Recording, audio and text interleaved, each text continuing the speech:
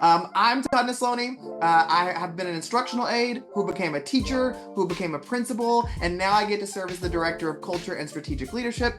And I get to do this kind of work where I work with people across the United States through consulting and keynotes and workshops all the time. I thought about what I wanted to talk about today, and I wanted to go with Kids Deserve It. Not only is it my first book that I've written, but it's also going to kind of encapsulate hopefully everything you're hearing at this conference of how we can be our best for kids. Now, they gave me like less than 30 minutes to do this presentation, and Josh will tell you I am a talker, so we're going to go through this really fast and furious. And if you already think I'm talking too fast for you, don't worry, you're just listening slow. You got to pick up the pace because this is how it's going to be in these fast and furious 30 minutes. Like I said, I have a wife named Liz, and my twin boys are Liam and Brixton. I always start with them in any presentation I do because I think it's important to remember that no matter how much you love this job, no matter how much you spend that time at school, who you are outside of that campus is far more important. And you cannot forget those people that affect the decisions you make, the life you lead, and we can't give everything to our job because it will always be just a job in the end. And so I start by sharing these people with you because they are my core, they are my guiding light, affect every decision I make. And so even though I'm going to share with you a lot of ideas here in the next 20 or so minutes, everything comes back to me still making sure I'm working at my hardest to be a good dad, a good husband, and a good friend and family member to those in my life as well. There's a quote that I have that's always on my desk in my office, posted somewhere, and it's this quote by Margaret Mead. Because I've always worked in little rural areas, always attended school, was a teacher in, everything. And sometimes I can wonder, does my impact really matter? Because, I've heard speakers before who say things like, you could have the next president of the United States in your classroom or at your school. And I'm like, yeah! But my kids don't leave the county, much less the state. So if I don't have that awesome world-changing person in my campus, am I as good of an educator as the one who did? And it really got to me until I realized that I live by this quote by Margaret Mead because it doesn't take large groups of people to change the world. It's always those singular individuals. And changing the world can be as simple as, though I may not have the next president in my classroom or the next doctor who finds a cure for cancer. Do you know who I do have at my campus? My town's next best mechanic, who never leaves the street they grew up on and decides to stay in that community for the rest of their lives and pour into those people there because they were so impacted by the school system. And that one mechanic can find an issue in a car that saves 6 lives. And you know what?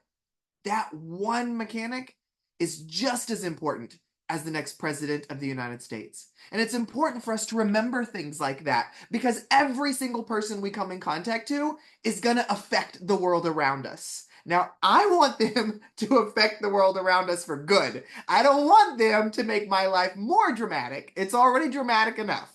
And so I'm always thinking about every single life that I come in contact with. How am I making them better with who I am? And so when I think about this work, I think about culture. And our culture in our classrooms, culture at our school, that's going to take all of us. Because as an administrator on this call, if you're listening right now and you are the only one investing in the culture of your campus, it will collapse the moment you have a sick day. The moment you have an unexpected health emergency or that you just need a day off because you cannot be the sole leader in changing culture on your campus. Every single person plays a role. I think of this picture of my school family when I was a principal. Yeah, we look like a bag of Skittles. There was a whole house system that we did at our campus and everything like that. But I love this photo because it is my reminder to me that all photographs are liars. Because you see, we look at photos and we love to reminisce about the amazing things. I look at this and I think, look at all these happy people, everybody coming together. We were such an awesome staff. But guys, as soon as this photo was taken, somebody was fighting with somebody else. Somebody was crying. Somebody was threatening to quit. Like, that's every single school environment that we get in. But I love this reminder that we can't be fooled by the imagery we see online. Because sometimes we like to look at photos that other schools are sharing or other administrators or other teachers and think, my school's not doing enough. I'm not doing enough. I'm not good enough. And the reality is everybody is showing their highlight reel. They're not showing you all the hard parts. And so I love this. I have this saying that I always tell people when I talk about things like this. And that is, we love to have that concept of the grass is greener on the other side, that we see things awesome over there. And we're like, gosh, I want to go work over there. Everything's perfect over there. And I always tell people, anytime you're feeling like the grass is a little greener somewhere else, before you go move over to that greener grass, the very first thing you should do is look down at your own feet and see if you are even holding a watering can and watering the own grass that you're standing on. Because many of us, the grass is dead around us because we've stopped watering it. Now, sometimes you have somebody next to you poisoning your grass, and yeah, it's time to get away from them and go work somewhere else. But sometimes we're at fault. And so when I talk with teachers around the United States, one of the things they come to me with is, help us with the school culture. Our stuff is toxic. And I'll say, tell me a little bit more. And they'll say, okay, it's our administration. And I'll say, okay, hold on. I worked underneath 5 administrators in 7 years at the same campus. I saw a lot of different leadership styles. My first principal, she was a screamer. I could literally hear her scream at other staff down the hall, but she never yelled at me, so we were cool. But I was still terrified of her. My second principal, I testified in her trial and she went to jail. So beat that. My third principal, amazing. I still want to be just like her to this day. And my fifth and final principal was Satan himself. So I've seen a lot of different leadership lead a campus. I know the role that an administrator plays in that campus culture. But as soon as a teacher comes to me and says, our culture's toxic, I love to go, oh, it's the administrator's fault. And they'll say, yes. And I'll say, okay, well, you do realize that one angry cafeteria worker can ruin an entire year for a child, right? That one rude front desk receptionist can make that family never come back to your school again. That one hateful team member can make you second guess a career you've dreamed of your entire life. So don't tell me it's only the administrator's job to build up culture. It's all of us. And they love to come back and say, well, what am I supposed to do? And I'll say, well, it comes back to gratitude. How are you pouring into others? Because when you show gratitude to someone else, research has proven that it actually increases your mood more than the person you're showing gratitude to. So write a note to the teacher across the hall. Tell them they're doing a great job. If you're a 4th grade teacher, make cookies for the kindergarten team and beg them to keep showing up so you don't get moved down to kindergarten. There's another great job. Find that first-year employee on your campus and just tell them how thankful you are that they work there. These are such easy things to do that all of us can be doing. But the real reminder is that to be a great leader, it begins with serving. I know what hurts my heart when I work with educators is very few educators use the word leader as one of the defining words about them. And guess what? You're all leaders, whether you like it or not. Because leader is not always just a positive word.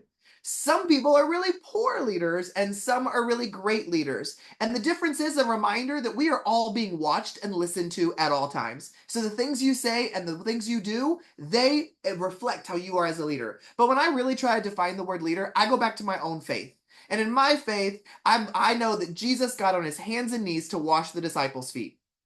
That's the kind of leader I want to be. Now, I'm not telling you to go wash people's feet. It's 2024. That's disgusting. We have machines that do that now. What I'm telling you is, are you willing to serve others? Because that is the sign of a great leader. So what does that look like? Well, the reality is to lead by serving. Who you are is how you're going to end up doing that serving.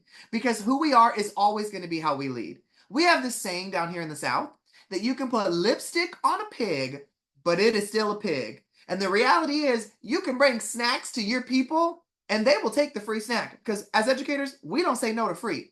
But they know you're just a pig with lipstick on and it didn't change their opinion of you at all. So just by doing nice things, that doesn't make people happy. You have to live it. You have to have that as part of who you are. And for me, it was always, how can I serve others? Let me help out with the book fair. Let's do a family night. Let me bring some ice cream. Or let me do the number one thing to make teachers cry in South Texas. And that is get them their favorite Sonic drink. I don't know what it is about that Sonic drink, but man, when that Route 44 Diet Coke Light Ice with 1 squeeze of lime shows up, it is like Oprah just gave them a car. And so for me, it was getting to really know my people, not just to bring them something free, but I always sent out a survey at the beginning of the year that was like, what's your favorite salty snack? What's your favorite sweet snack? What's your favorite coffee? And what's your favorite Sonic drink? So when you were having a rough day, I just didn't bring a Coke to your room. I brought your favorite drink. Because one of the things I think is really important for you to do with your staff is spend 5 minutes at the next meeting y'all have together and tell them, hey guys, I want you with the table you're sitting at, just share with somebody what your favorite snack is or what your favorite drink is. Just take a few minutes to share that and let them have that time to share, like, oh, I love peanut M&Ms or I love Diet Pepsi or whatever it is. And then when they all come back together, that's when you get to say, okay guys, now if your favorite snack or drink does not show up this year, you know who sucks in your life.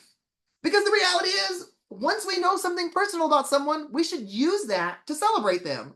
And so for me, it was knowing that, because what I used to do as an administrator is I used to do this thing where I'd like bring this big box variety chips and all these 12 packs of sodas and put them in the lounge. And I was elementary, so we got to theme everything out. So I'd be like, hey, stop by the lounge and eat that chip off your shoulder, or whatever kind of phrase I came up with for that month. And they'd all come down and they'd be like, oh, thanks, but I only drink Diet Dr. Pepper. Or, oh, thanks, but I only eat crunchy Cheetos. Because you see, I was doing what I told my teachers not to do. I was doing a one size fits all kind of thing, where it was like, here's the snacks, here's the drink, you better be happy, when it wasn't really recognizing my people.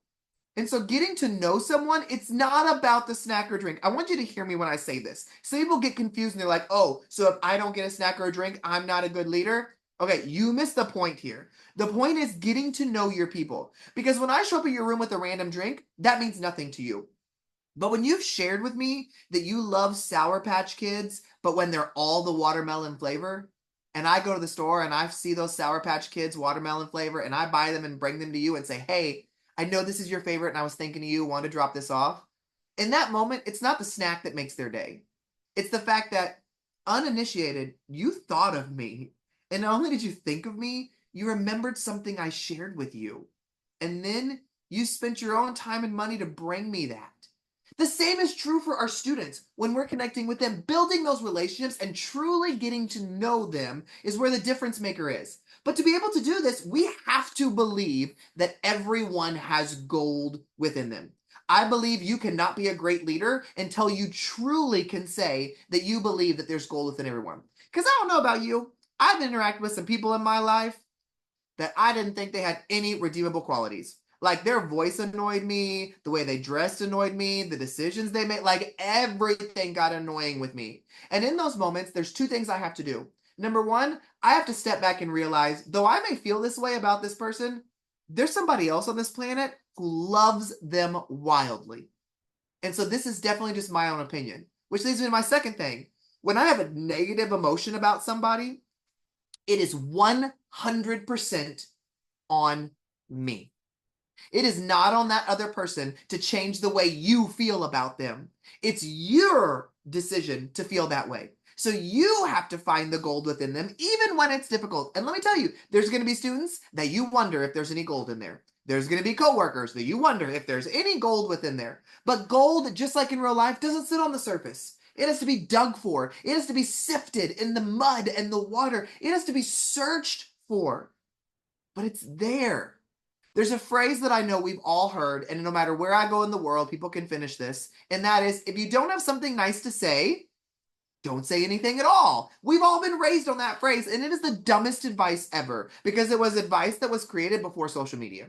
Now, if you don't have something nice to say, go make a TikTok dance about it, because everybody else is doing it. And so for me, I love what Kid President took and did with that phrase, and that's what I teach my students and my faculty and my family. And that is, if you don't have something nice to say, you're not thinking hard enough. And that's advice I think we should all live by. Because if I don't have something nice to say, that is only on me. I have to do the work to find that thing worth celebrating, because it's always there.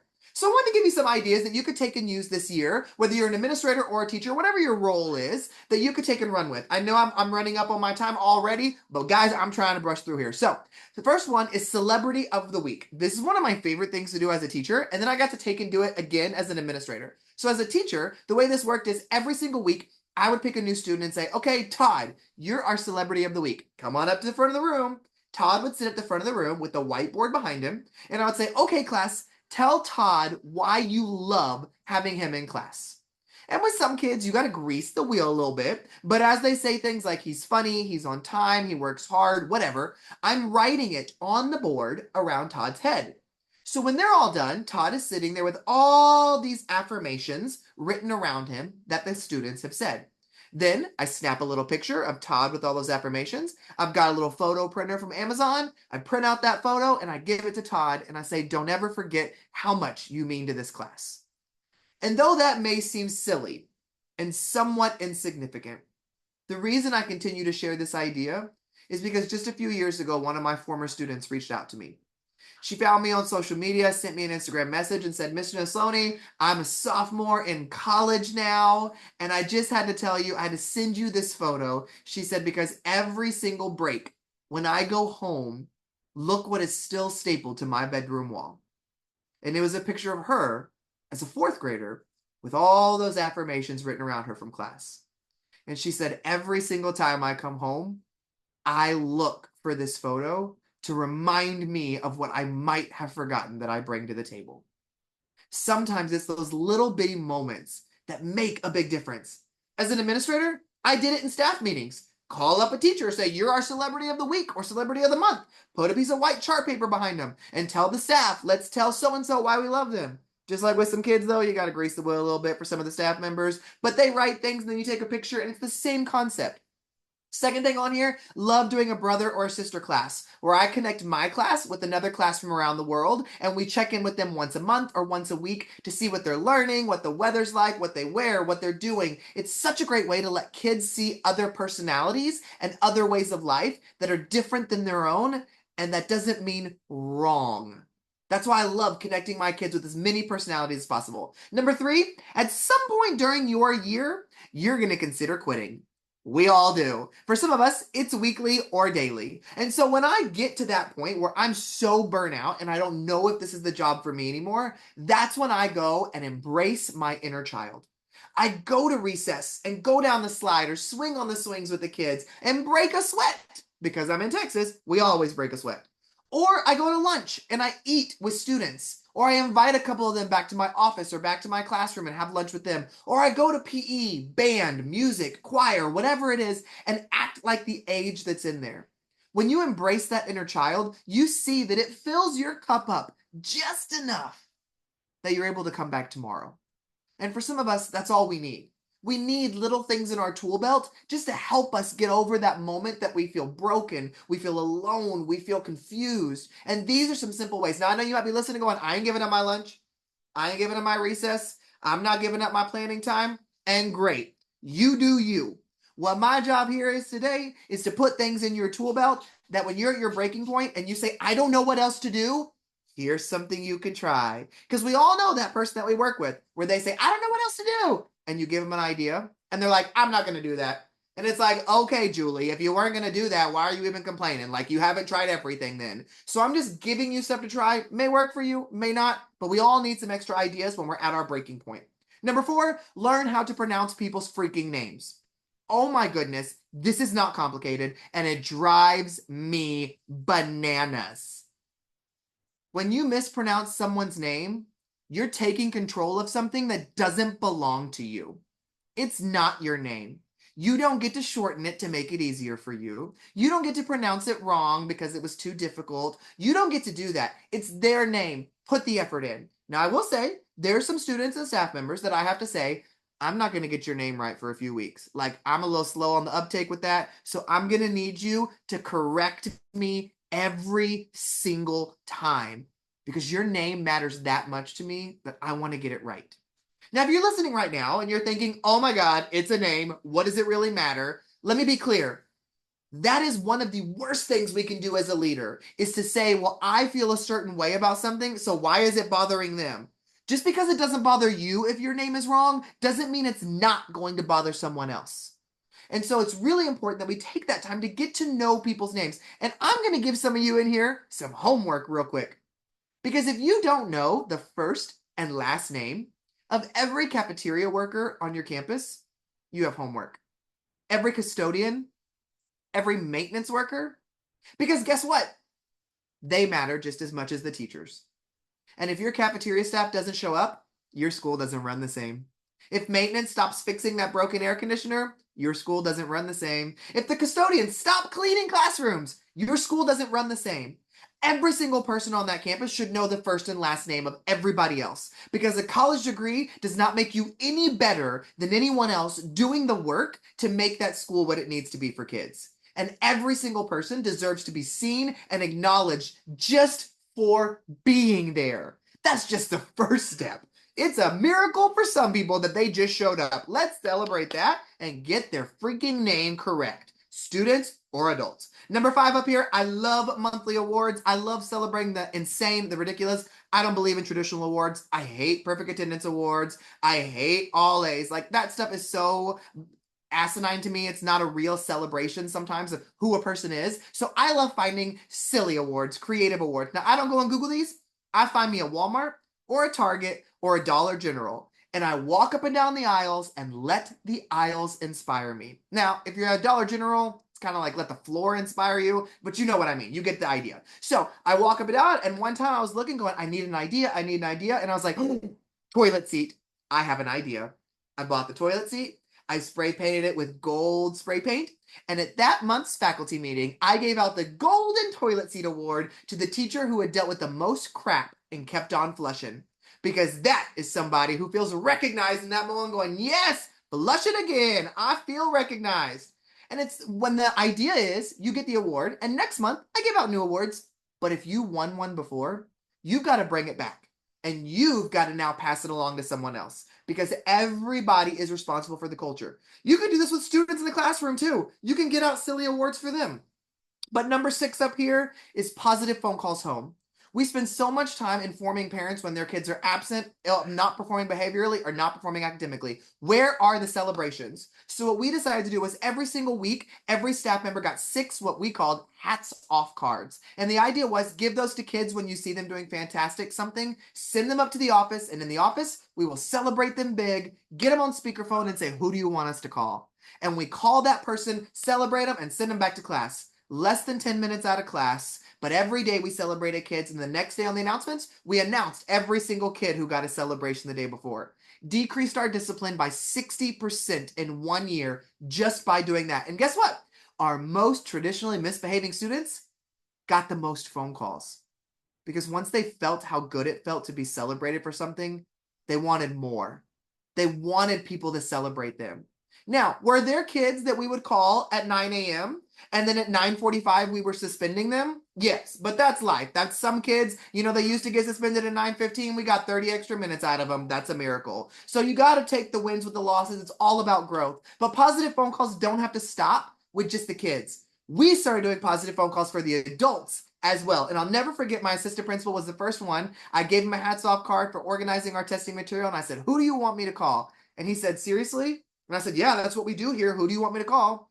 And he's like, I don't know. I guess my mom. I was like, great. Put her on speakerphone, called his mom, said, hey, Miss Marvel, this is Todd Nesloney. I'm the principal where your son works. Don't worry. He's not in trouble. I was just calling to tell you did a fantastic job organizing our testing materials. We're so thankful for the man that you raised and that you've shared him with us. And she said, oh, my baby Aaron. And he was like, shoot me in the face. And he went home, came back the next day, and he said, at first I thought it was really embarrassing. He said, but as I went home last night, he said, you know what I realized? We get celebrated all the time as kids. Nobody's ever called my family to tell them I'm awesome as an adult. He said, and my mom called me last night and said, so tell me all about this testing organization that you did. And he was like, I don't know, Mom. We didn't get written up by the state. Like, I don't know what you want me to tell you. He said, but Todd, she was so stinking proud of me just because you called. Didn't cost me a dime. Took seconds of my time. Those are ways that we can celebrate each other. I wanted to leave you with a technology tool as well in case you need some of that for growth, SEL, movement. There's hospitals around the nation who are paying for this tool called Kid Power. 100% free. There is no cost. How do I explain this? Let me explain it this way. A lot of you are familiar with Go Noodle. Love Go Noodle. But the real power in Go Noodle is Go Noodle Plus. That ain't free. I ain't got the money for stuff. So I found about Kid Power, which was originally started by UNICEF. And it's completely funded by hospitals around the country because it's all about getting kids up and moving, mindfulness, breathing, all these kinds of things. And what you do is you sign up for a Kid Power account, and every single time you and your class watch a video, you get coins. And then as you collect coins, you can determine what local charity you want to donate those coins to, and a hospital donates in your honor.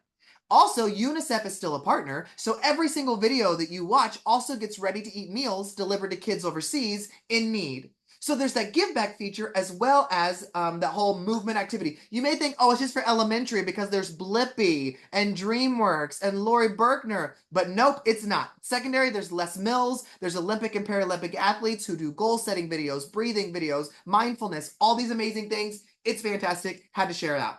Learn to get out of your own way. We got to stop making excuses. We got to get comfortable being uncomfortable. I'm an extreme introvert. Things like this terrify me, but I work through it every single time. And I show up and do and be who I need to be because I love doing what I do. We cannot make excuses of, I don't like wearing costumes. That's uncomfortable. I'm not a peaceful person. Well, then you're in the wrong profession, people, because I don't know what age you're working with. Every kid, pre-K through high school, loves a freaking costume. So get over yourself, put the costume on, wear the body paint, bring a book, be silly. Kids, remember those kind of adults. That's how we can connect with them. There's always going to be somebody who tells you you're not good enough. Don't let their ignorance define you. You are exactly where you're meant to be in this moment in time because nobody can do what you're about to do. And that's the truth you hold dear. That you may be frustrated that you didn't get the job or the promotion or something else, or this year's just tearing you down. Guess what? You're where you're meant to be because nobody on this planet can do what you're about to do. Hold on to that truth. Don't let ignorant people define who you're going to be. Own your greatness and show up and be the best you can be for kids. And no, you're going to make mistakes because we all do. Like, I don't know when you thought the rest of us on here are perfect, but let me tell you, we're all screwing up all day, every day. Whether we're a parent, a family member, a friend, or a coworker, we all screw up every single day. That's part of being a human. Hello, welcome to the real world. So, just know that just show up, give your best, and we are so thankful you're here. If you want to stay connected with me, I do have an email list. I've written some books. You can sign up for that email list.